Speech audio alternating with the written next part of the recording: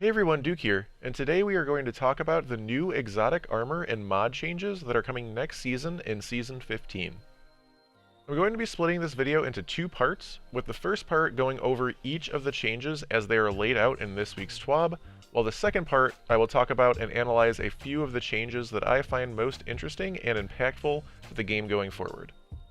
First, the traction mod is being removed and instead being replaced with a sprint turn speed scaler option, along with additional controller sensitivity options and an aim down sights sensitivity modifier. A few highly requested and welcome quality of life changes for controller uses here. Next, super regenerating exotics are being standardized and mostly brought down a bit across the board. Starting with Shards of Galanor, you will get an increased amount of super for hits, but the regen will be capped at 50% total super. Ursa Furiosa's super regen gained after your super ends is also capped at 50%.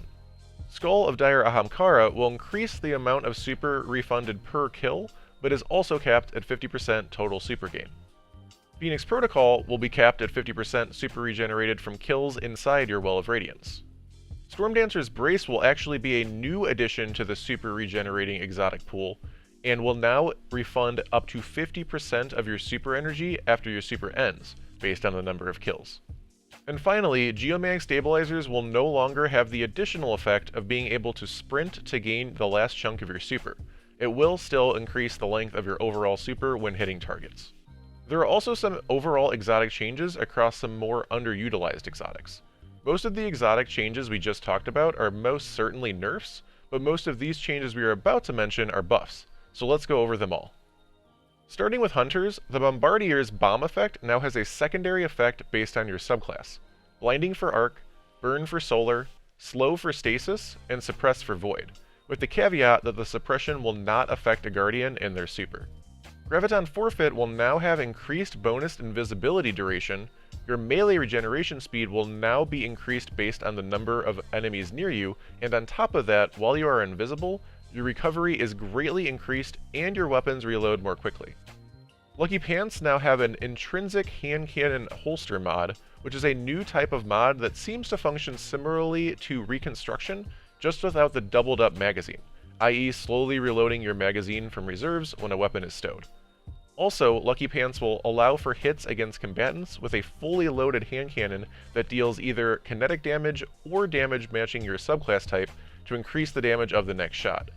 Note that it has been clarified, though, that this damage bonus is for PvE only.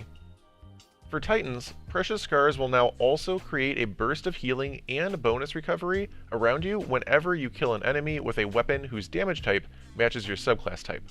And for Icefall Mantle, they have removed the slower class ability recharge scaler. And lastly, Warlocks. Verity's Brow has been changed to trigger when you get a weapon kill that matches your subclass energy type, and has increased damage from grenades up to 20% per stack, up from 10% per stack. The stag now grants damage reduction to allied guardians standing in your rifts, with a 25% damage reduction against combatants and 15% against other players. Promethium Spurs, aka Oprah Boots, now have additional functionality of when standing in a rift, solar weapon kills will give you class ability energy.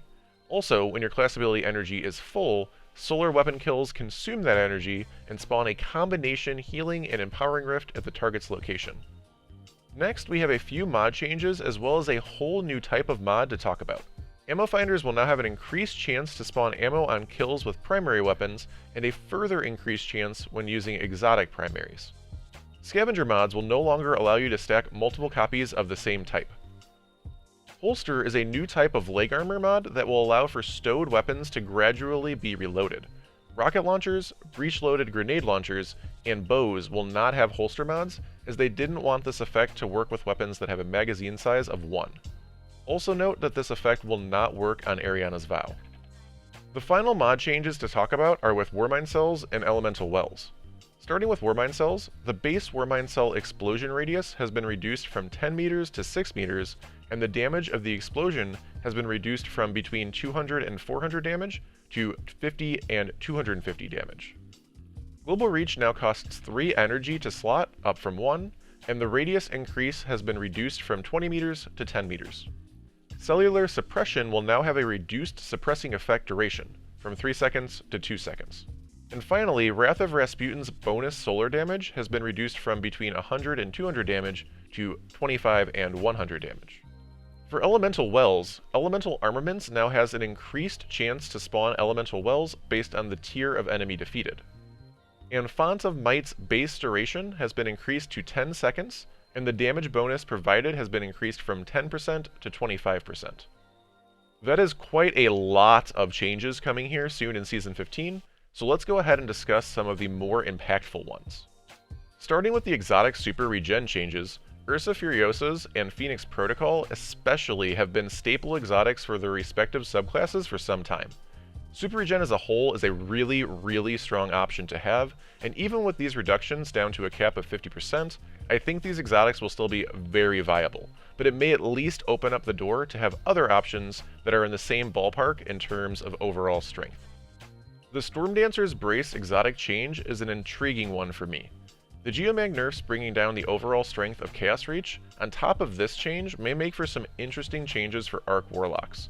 I've always been a fan of Stormtrance personally, and up to this point there was no exotic option that felt viable other than Crown of Tempests for it, but in endgame, the difficulty of taking down tankier enemies made it hard to want to use. With Stormdancer's Brace still having its effect of increasing Stormtrance's damage for each enemy defeated, and adding a 50% super regen if you kill enough enemies, it almost feels like an inverse Crown of Tempests, where instead of building your super fast and having longer supers, your supers become more impactful and are up more often due to this intrinsic super regain potential. Graviton Forfeit is an exotic that I think will come into play for certain playstyles. I don't see it being nearly as strong as Omnioculus can be, and let me take a moment to say that Omnioculus Hunter is insanely strong, and anyone that wants only Warlocks or Titans for Grandmasters and things like that do not understand endgame content nearly to the extent that you think you do, but all of that being said, I am personally intrigued by the amount of buffs on Graviton as a solo playstyle exotic. Precious Scars for Titans could honestly skyrocket to S+ tier based on these changes. Killing an enemy with the same damage type as your subclass is definitely not a difficult ask, and assuming there is no cooldown on this effect could make you and your nearby teammates practically invincible. I see it being especially impactful in raid type content, especially in any 3-3 or 2-2-2 type splits, such as the entrance or conflux encounters in Vault of Glass. For Warlocks, Verity's Brow is seemingly dead in the water. I enjoyed using it for my Stasis turret builds, although many, if not most players, had already changed to Eye of Another World anyway, and now that I would be forced to use Stasis weapons for it to have any effect, I don't see that happening.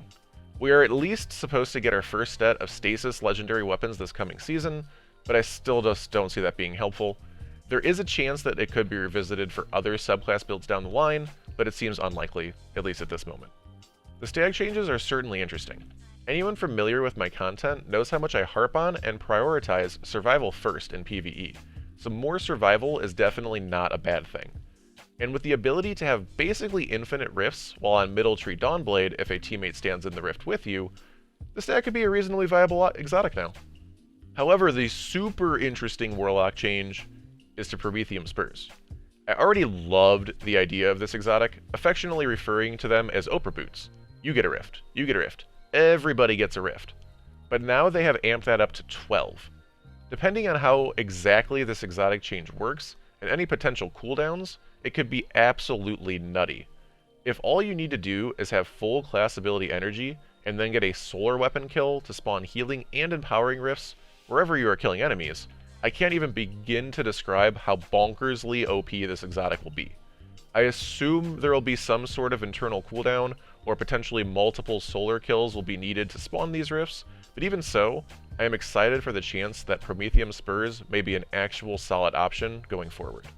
The Ammo Finder and Scavenger changes honestly aren't too bad, and almost cancel each other out a bit in a way. Double Scavenger was really strong, but still being able to run one Scavenger for your special weapon and one for your heavy isn't going to be impacted.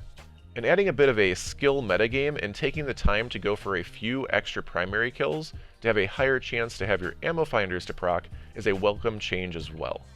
The new holster mod is a cool idea, as auto-loading holster and reconstruction weapon mods are just about universally two of the strongest mods in the game. Especially for your heavy weapons, excluding rocket launchers as they will not have a holster mod option, this could be a great mod. And with Anarchy getting a nerf, and Xenophage being a highly used secondary exotic heavy option, we can all be junior versions of Actium Warrig Titans now. Finally, the Warmind Cell nerfs were desperately needed. The amounts of ad clear that these could provide was actually insane. It's hard to say what these numbers will actually mean in practice, but I honestly wouldn't be entirely surprised if Warmind Cells were still really good, but maybe not clear out an entire room by breaking one Warmind Cell good. A lot of big changes coming up in just 2 short weeks. I hope this video breakdown was interesting to you all. Definitely please let me know your own reactions to these changes in the comments below. And as always, have a wonderful day.